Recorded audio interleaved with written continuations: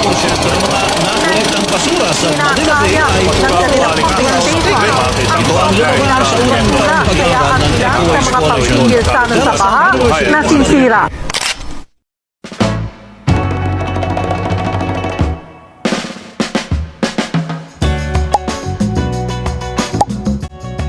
Magandang araw sa inyong lahat.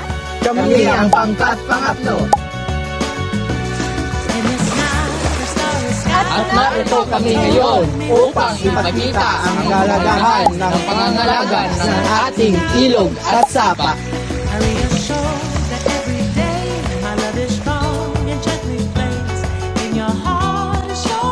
ilog at sapa ay mahalagang bahagi ng ating komunidad.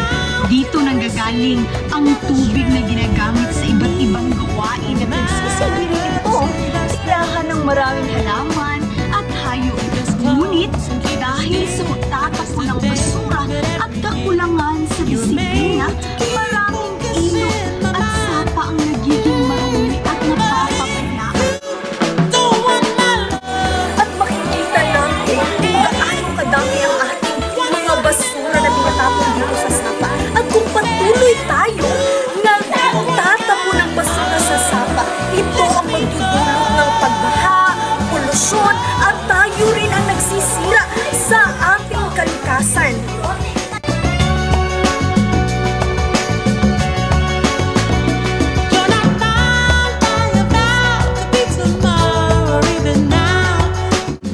Bilang mag-aaral at mamamayan, maaari din itong tumulong sa pamamagitan ng Clean Up Drive.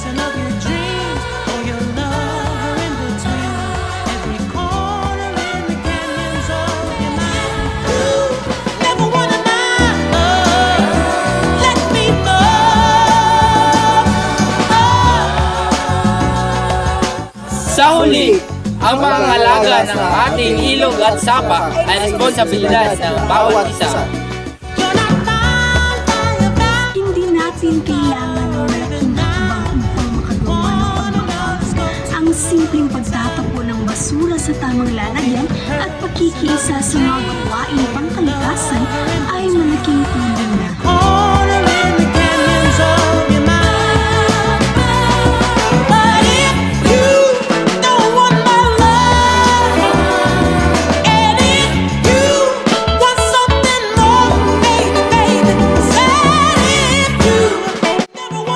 Kaya naman, hinikayat namin ang lahat sa pangangalaga sa ating kalikasan.